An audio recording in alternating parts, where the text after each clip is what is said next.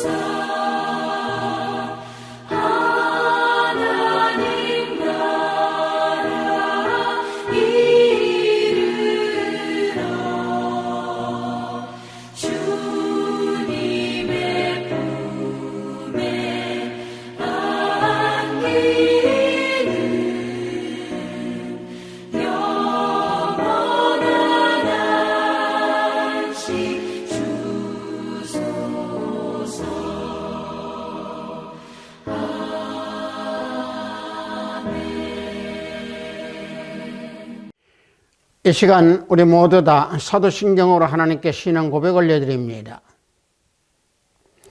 전능하사 천지를 만드신 하나님 아버지를 내가 믿사오며 그 외아들 우리 주 예수 그리스도를 믿사오니 이는 성령으로 잉태하사 동정녀 마리아에게 나시고 본디오 빌라도에게 고난을 받으사 십자가에 못 박혀 죽으시고 장사한 지 사흘 만에 죽은 자 가운데서 다시 살아나시며 하늘에 오르사 전능하신 하나님 우편에 앉아 계시다가 저리로서 산 자와 죽은 자를 심판하러 오시리라.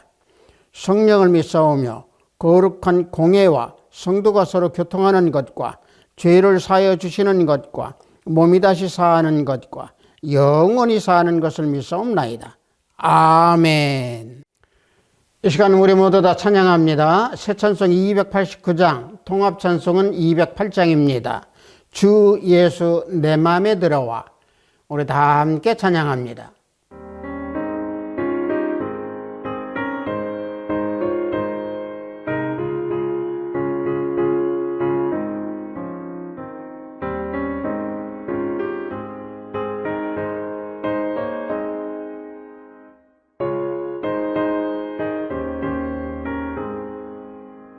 주 예수 내 맘에 들어와 계시고 변하여 새 사람 되고 내가 늘 바라던 참빛을 찾은 너 주 예수 내 맘에 오시 주 예수 내 맘에 오시 주 예수 내 맘에 물밀듯 내 맘에 기쁨이 넘치고 주 예수 내 맘에 오시 주 예수 내 맘에 들어와 계신 후 망령된 행실을 끊고 머리털보다 더 많던 내 죄가 눈보다 더 휘어졌네. 주 예수 내 맘에 오시 주 예수 내 맘에 오시 물밀듯 내 맘에 기쁨이 넘치고 주 예수 내 맘에 오시 내 맘의 소망을 든든히 가지는 주 예수 내 맘에 오시 의심의 구름이 사라져 버림도 주 예수 내 맘에 오시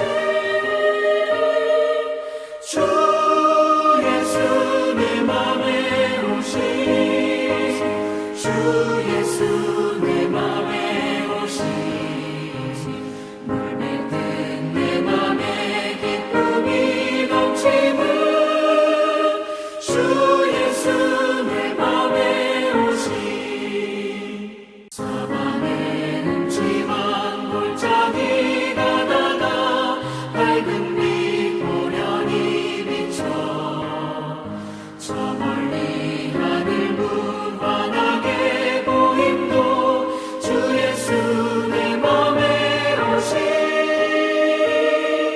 주 예수 내 맘에 오시 주 예수 내 맘에 오시 물밀듯 내 맘에 기쁨이 넘치고 주 예수 내 맘에 오시 내가 저 천성에 올라가 살기는 주 예수 내 맘에 오시 천성에 올라가 주님을 뵈리니 그 기쁨 이길 데 없네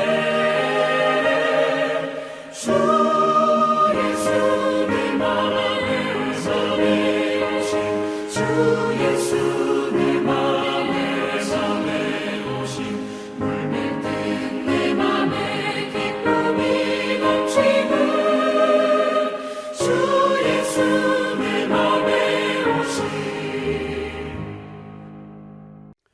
오늘 우리가 은혜 받으실 말씀은 마태복음 7장 1절로 5절 말씀입니다.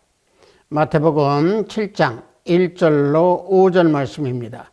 신약 맨 앞부분에 있습니다. 마태복음 7장 1절로 5절 말씀.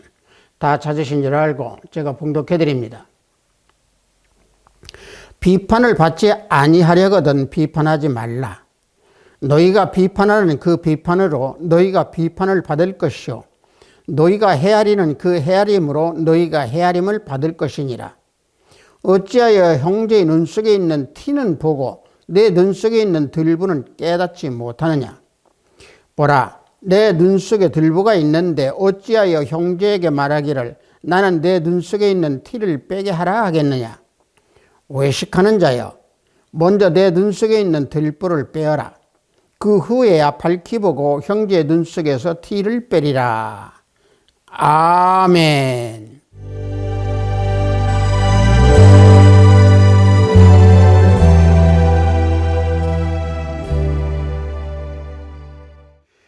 저는 방금 여러분들과 함께 봉독한 마태복음 7장 1절로 5절 말씀을 통해서 비판하지 말라라는 제목으로 은혜를 함께 나누고자 합니다.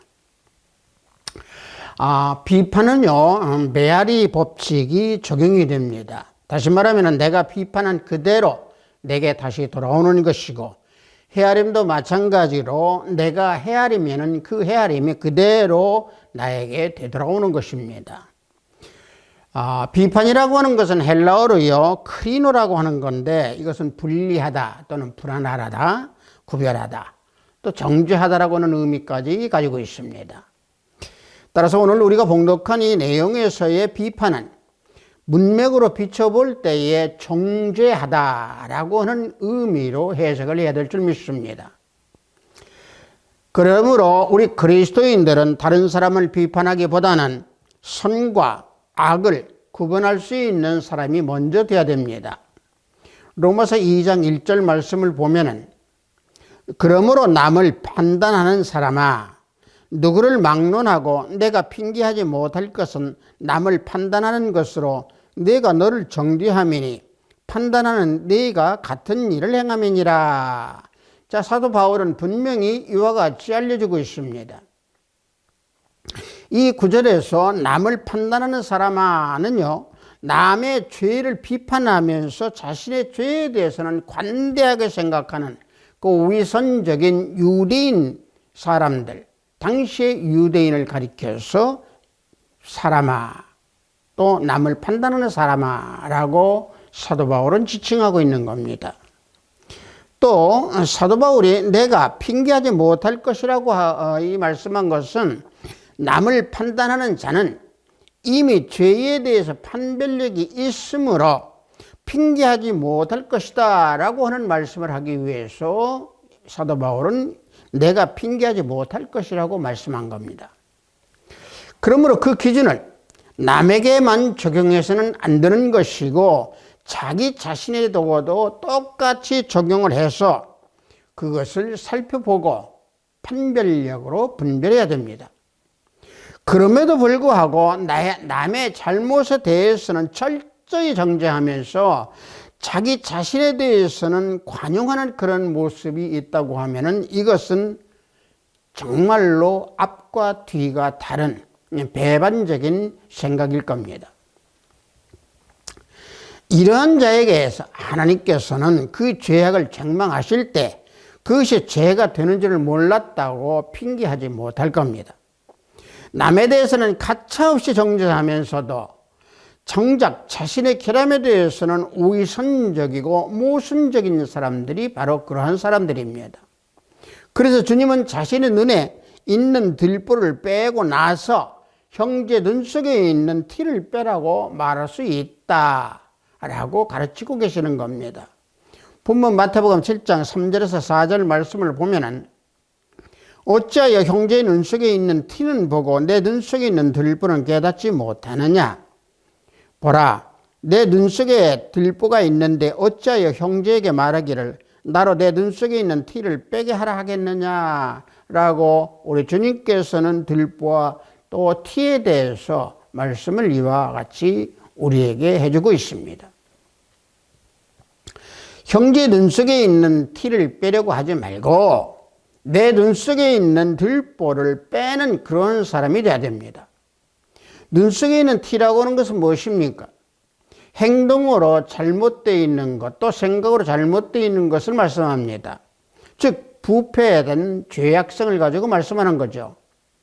그래서 자기 속에 있는 죄악성에 있는 들보가 큰 줄로 생각을 하고 그것을 빼내려고 노력하는 그리스도인들이 되어야 됩니다. 죄악에 대하여 날마다 조금씩이라도 빼내서 내버리는 사람이 되어야 참된 그리스도인들의 모습이 되는 겁니다. 사람이 형제의 마음속에 있는 죄는 볼 수 없고 행동으로 나타난 죄만 볼 수 있기 때문입니다.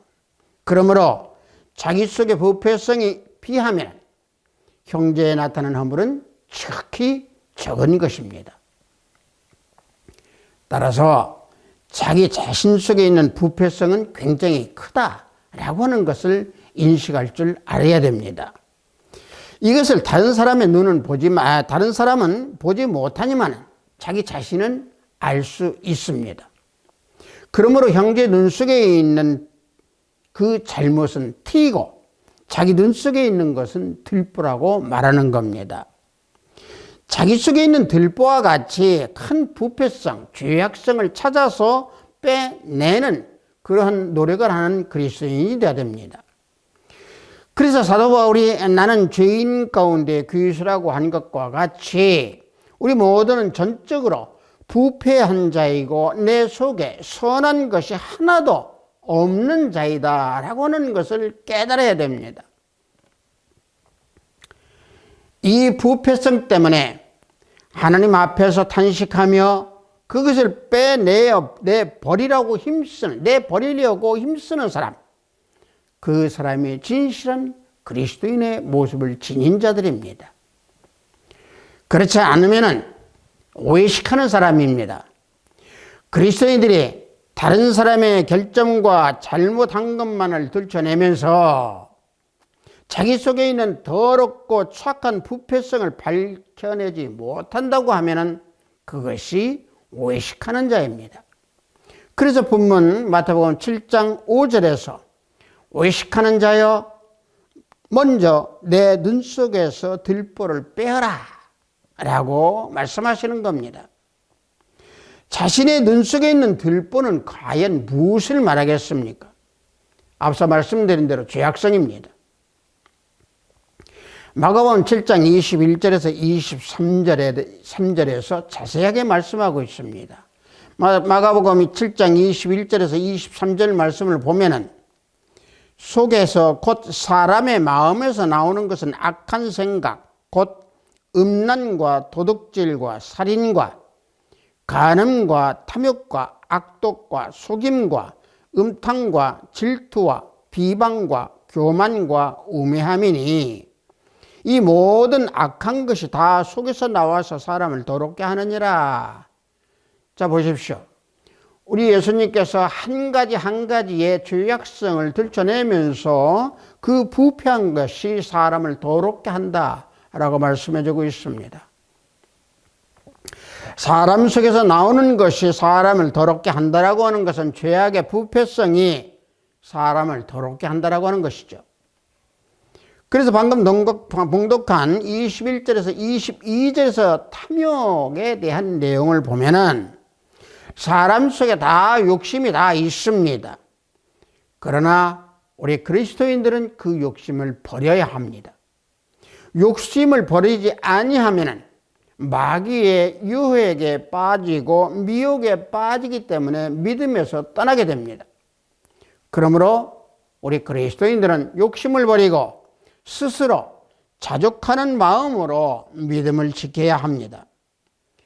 디모데전서 6장 6절에서 8절 말씀을 보면은 그러나 자족하는 마음이 있으면 경건은 큰 이익이 되느니라. 우리가 세상에 아무것도 가지고 온 것이 없음에 또한 아무것도 가지고 가지 못하리니 우리가 먹을 것과 입을 것이 있은즉 족한 줄로 알 것이니라. 사도 바울은 분명히 스스로 자족하는 마음으로 살라고 이렇게 우리에게 말씀해 주고 있습니다. 자족하는 마음이 없으면 그래서 탐욕이 생기게 되는 겁니다. 스스로 넉넉함을 지니고 있다라고는 이 자족하는 마음으로 예수 그리스도 안에서 하나님을 즐거워할 줄 아는 그러한 믿음이 있을 때에 자족하는 마음이 가득하여서 기쁨으로 살게 되는 겁니다. 공자는요, 그래서 자신의 제자 그 안자에게 그래서 이런 말을 했습니다. 일단사 일표음하고 곡괭이 침지라도 낙엽 기중이니라 라고 제자에게 말했습니다. 자, 이 말은 어떤 얘기냐면요, 소쿠리에 밥을 담아서 먹고 바가지로 물을 떠 먹으며 팔꿈치를 베고 잠잘지라도 그 마음 가운데 즐거움이 있는 것이다 라고 제자 안자에게 말을 하는 겁니다. 자, 이것을 우리 그리스도인들에게 말씀을 한다고 하면은 하나님 안에서 소쿠리에 밥을 담아 먹고 바가지로 물을 떠 먹으며 팔꿈치를 베고 잠잘지라도 예수님 안에서 기쁜 생활을 하라는 것이죠. 그리스도 안에서 영적 생활을 하면서 하나님으로부터 즐거워하고 자족하는 생활을 하면서 기쁨으로 생활하는 그리스도인이 되라고 하는 말씀입니다. 우리 인생은요, 이 세상에 나올 때 빈손으로 나왔습니다. 그리고 떠날 때에는 또 빈손으로 떠납니다. 아무리 부귀 영화를 누렸던 사람들은 이 세상을 떠날 때에는 공수고, 다시 말하면 빈손으로 세상을 떠납니다. 그럴진데 어찌 남을 판단하고 비판할 수 있겠습니까? 다른 사람을 비판하면 자신이 비판을 받게 되어 있습니다. 특히 믿음을 가지고 있는 예수 그리스도의 하나님의 자녀들은 하나님이 비판을 받지 아니하려거든 사람을 비판하지 아니해야 됩니다. 그래서 본문 마태복음 7장 1절에서 2절 말씀을 보면은 비판을 받지 아니하려거든 비판하지 말라. 너희가 비판하는 그 비판으로 너희가 비판을 받을 것이요 라고 주님께서 분명히 우리에게 이와 같이 가르침을 주고 있습니다. 자, 앞서 말씀드린 대로 비판한다라고 하는 것은 다른 사람을 비판하는 것이고 다른 사람을 정죄하고 비방하는 것입니다. 하지만 우리 그리스도인들은 다른 사람들의 결점을 덮어줘야 하고 또 그 다른 사람의 그 허물을 용서해주는 그런 마음을 가지고 서로 관계를 맺어갈 때에 아름다운 형제들과의 관계가 이루어지는 겁니다. 그럴 때에 하나님의 긍휼과 용서와 사랑을 받게 되는 겁니다. 마태복음 6장 14절에서 15절 말씀을 보면은 너희가 사람의 잘못을 용서하면 너희 하늘 아버지께서도 너희 잘못을 용서하시려니와 너희가 사람의 잘못을 용서하지 아니하면 너희 아버지께서도 너희 잘못을 용서하지 아니하시리라. 주님께서 분명히 이와 같이 알려주고 있습니다. 자, 방금 봉독한 14절에서 15절에 너희라고 지칭하는 것은 누굽니까? 이 시대에 우리 그리스도인들을 가지고 지칭하고 있습니다. 따라서 우리 그리스도인들이 다른 사람의 잘못을 용서할 때에 하나님 아버지께서도 우리를 용서하고 용서한 그 그리스도인들을 또 용서하십니다. 다시 말하면 하나님께서는 그 용서한 자를 책망하지 아니하시고 긍휼과 사랑으로 대해 주신다라고 하는 의미입니다. 즉 다른 사람을 용서하여 주는 것과 같이 우리 하나님께서도 그 용서한 자를 용서해 주신다는 얘기입니다. 그리스도인들이 예수님 안에서 거한다고 하면은 남의 허물이나 남의 잘못을 자연히 용서하는 마음을 가지게 됩니다. 다른 사람의 잘못을 용서해 주어야 예수 그리스도 안에서 사랑의 세계에서 살아갈 수 있는 사람이 되는 겁니다. 다만 말씀에 어긋나는 것, 즉 다시 말하면 진리에 어긋나는 문제는 비판하고 또 그 부분에 대해서 판단해야 되지만은 진리에서 벗어난 일상적인 생활에서의 잘못이나 허물을 우리 그리스도인들은 용서해 줘야 되는 그러한 믿음의 자녀가 되어야 됩니다. 특히 그리스도인들은 죄에 대해서 비판하지 않아야 되고, 죄에 대하여 미워하되 죄를 지은 사람들을 그리스도 사랑으로 용납하고 긍휼로 사랑해야 됩니다. 그래서 예수님은 다른 사람의 잘못을 7번뿐만 아니라 7번을 또 7번까지 용서하라고 말씀하고 있습니다. 마태복음 18장 21절에서 22절 말씀을 보면은 베드로가 나와 이르되 주여 형제가 내게 죄를 범하면 몇 번이나 용서하여 주리까? 7번까지 하오리까? 예수께서 이르시되 내게 이르노니 7번뿐만 아니라 7번을 70번까지라도 할지니라 라고 베드로에게 예수님이 말씀해 주고 있습니다. 형제가 죄를 범했다면 7번을 70번까지 용서라고 하셨습니다. 자, 7번을 70번까지 용서하라고 하는 것은요, 490번까지 용서하라고 하는 것이 아니고 얼마든지 용서해 주라고 하는 의미입니다. 용서는 상대방이 나에게 잘못을 범한 후에 그것을 사과하고 회개할 때 하는 것입니다. 즉 용서는 사과와 회개를 전제로 하는 것입니다. 만일 상대방이 내게 잘못을 범하고도 사과하거나 회개하지 않는다면 용서라고 하는 말은 무의미한 헛된 것이 될 겁니다. 그래서 예수님께서 앞부분에서 상대방이 회개하지 않을 경우 권면이나 권징의 절차를 따라 행하고 만일 그가 교회적 권면도 받아들이지 않는다면 그와 교제를 끊고 그를 이방인으로 여기라 라고 마태복음 18장 15절에서 17절 말씀에서 해주고 있습니다. 자, 말씀을 보면은 내 형제가 죄를 범하거든 가서 너와 그 사람과만 상대하여 권고하라. 만일 들으면 내가 내 형제를 얻은 것이요, 만일 듣지 않거든 한두 사람을 데리고 가서 두세 정인으로 입으로 말마다 확증하게 하라. 만일 그들의 말도 듣지 않거든 교회의 말하고 교회의 말도 듣지 않거든 이방인과 세리와 같이 여기라. 이와 같이 예수님께서 상세하게 말씀해 주고 있습니다. 그리스도인들이 다른 사람의 잘못을 용서하고 비판하지 아니하려고 한다고 하면은 그래서 영을 분별할 줄 알아야 됩니다. 요한일서 4장 1절에서 3절 말씀을 보면은 사랑하는 자들아 영을 다 믿지 말고 오직 영들이 하나님께 속하였나 분별하라. 많은 거짓 선지자가 새 세상에 나왔음이니라. 이로써 너희가 하나님의 영을 알지니 곧 예수 그리스도께서 육체로 오신 것을 시인하는 영마다 하나님께 속한 것이요 예수를 시인하지 아니하는 영마다 하나님께 속한 것이 아니니 이것이 곧 적 그리스도의 영이니라. 이와 같이 아주 밝히 알려주고 있는 말씀입니다. 영을 다 믿지 말라고 하는 것은 하나님께 속한 영이 있고 마귀에 속한 영이 있기 때문에 다 믿지 말라고 말씀하는 겁니다.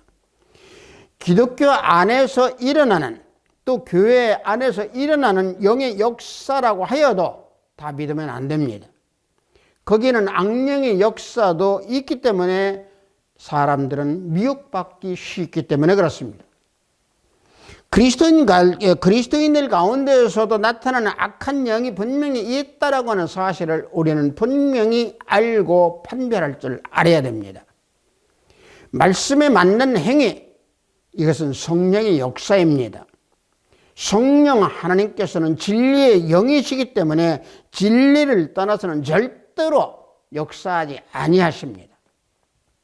요한복음 16장 13절 말씀을 보면은 진리의 성령이 오시면 그가 너희를 모든 진리 가운데로 인도하시리니 그가 스스로 말하지 않고 오직 들은 것을 말하며 장래 일을 너희에게 알리시리라.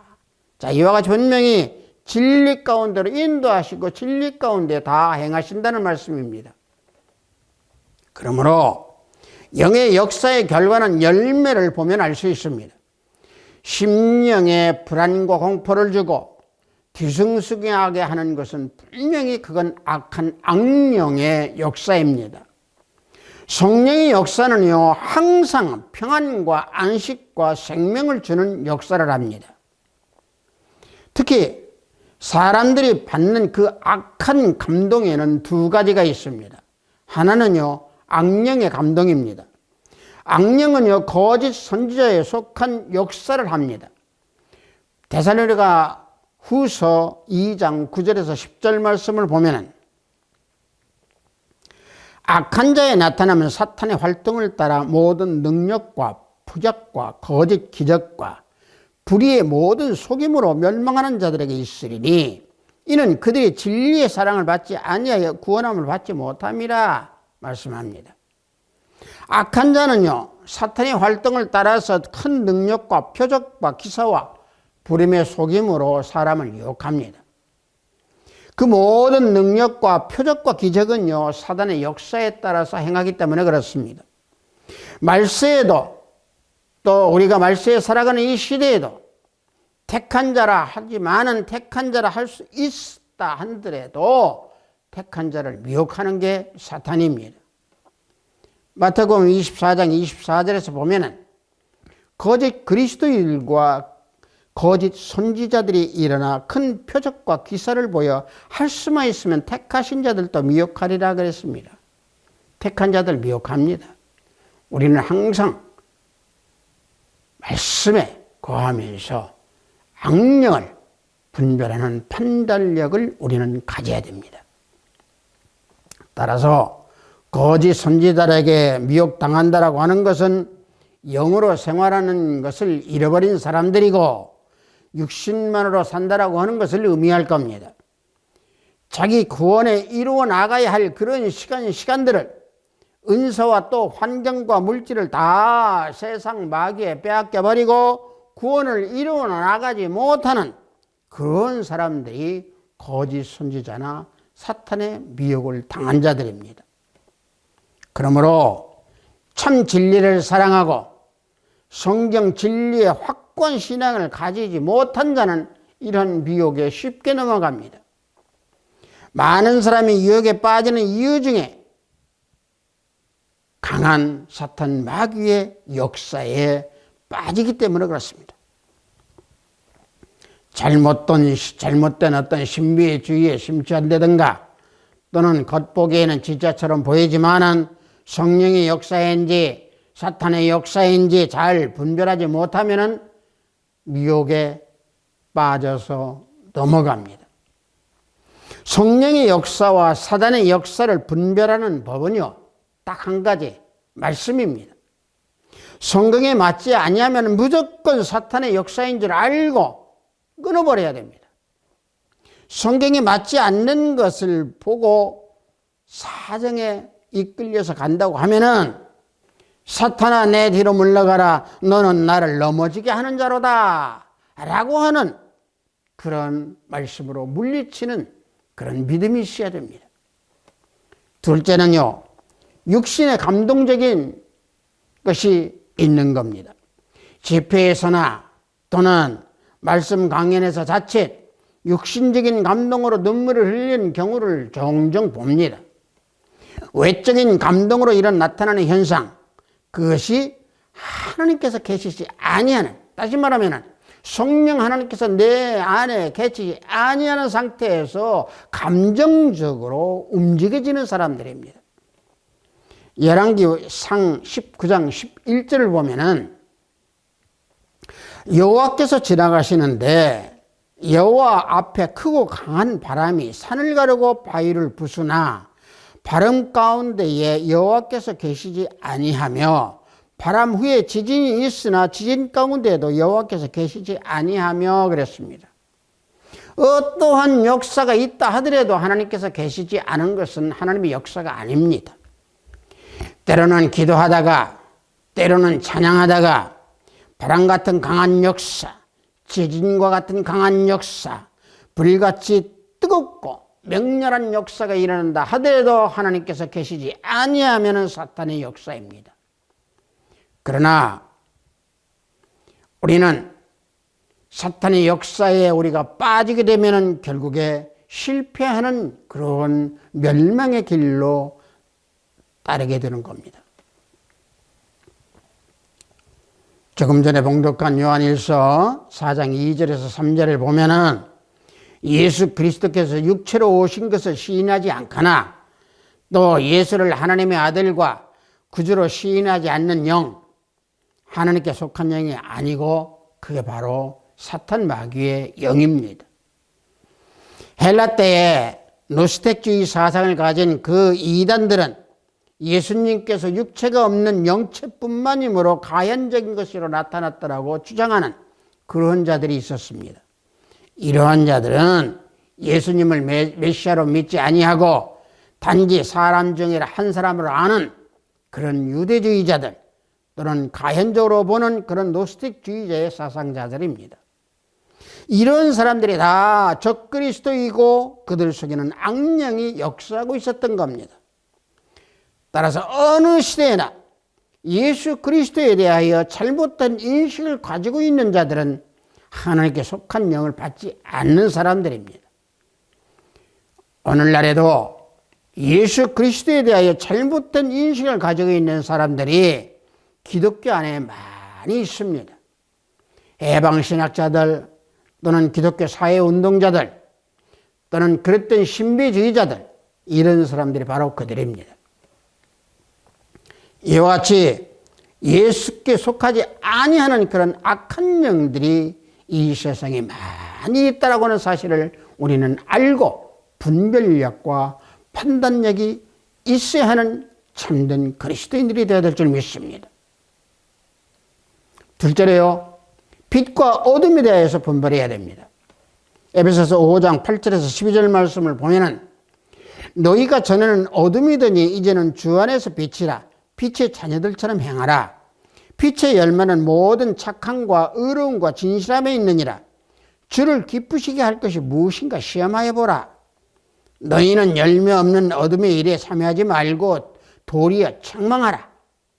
그들이 은밀히 행하는 것들은 말하기도 부끄러운 것들이라.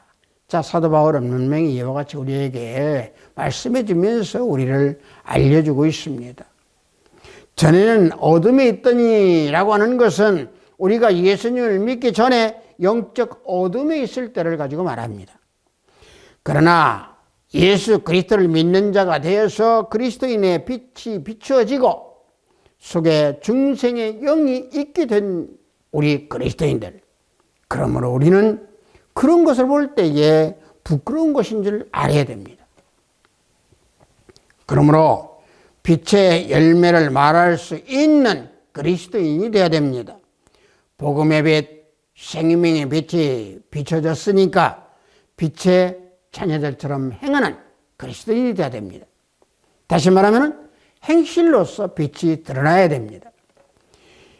따라서 빛 가운데 사는 사람은 착함과 의로움과 진실한 열매가 필연적으로 맺게 되는 겁니다.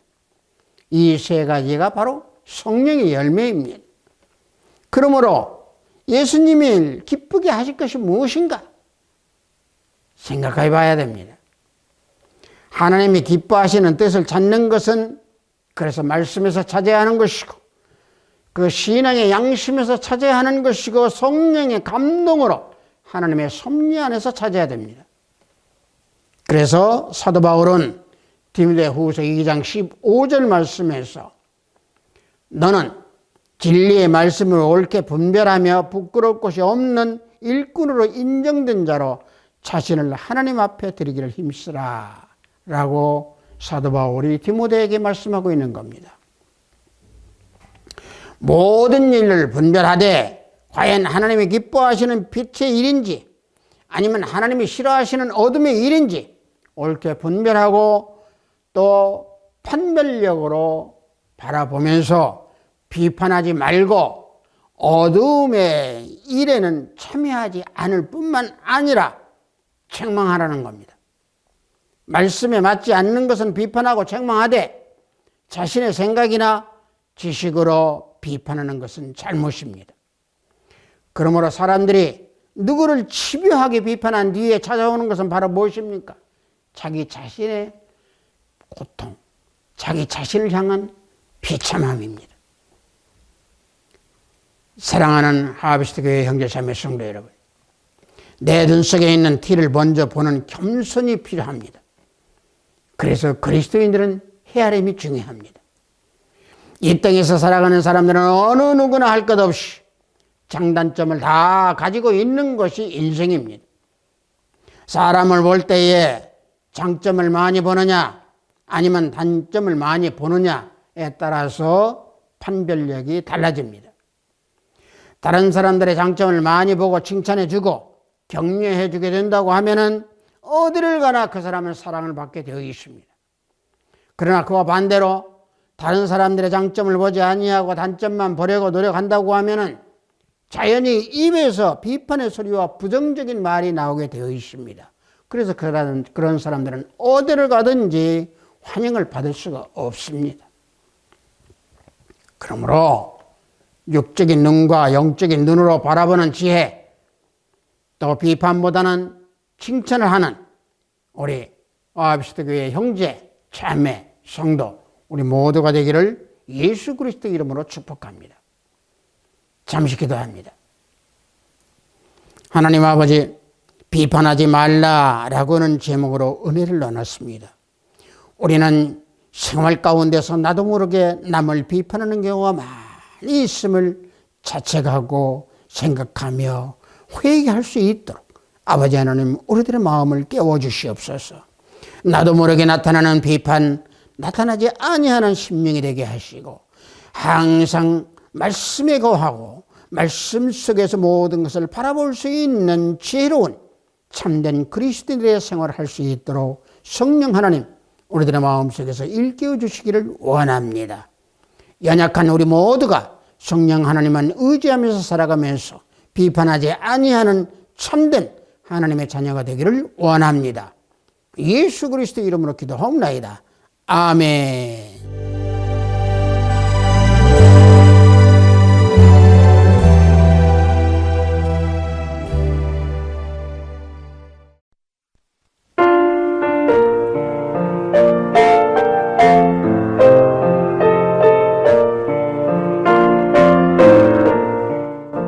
헌금 기도하겠습니다.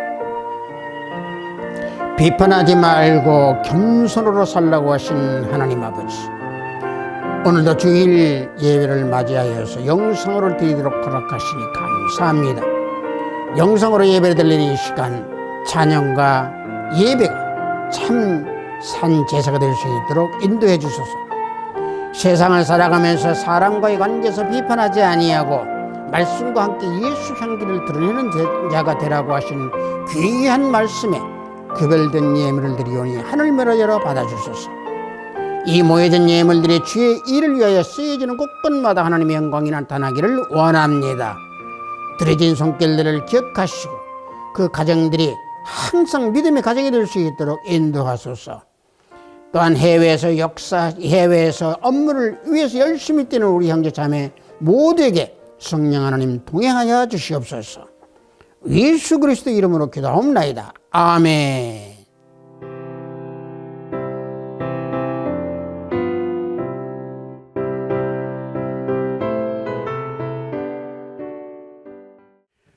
축도로 우리 모두 예배를 마치도록 하겠습니다. 우리 주 예수 그리스도의 은혜와 하나님의 지극하고 만극하신 사랑과 성령님의 감화운동 충만 역사내주 하심이 비판하지 말고 항상 자기 자신부터 살피라고 하신 귀한 말씀에 우리 형제 자매 모두가 그 안에 거하기를 원하고 또 말씀을 듣는 모든 형제 자매 안에 거하기를 원하고 그들의 가정과 직장과 사업장 위에 아비스트 교회 위에 이 나라 이민족 위에 지금부터 영원토록 함께 있기를 원하나이다. 아멘.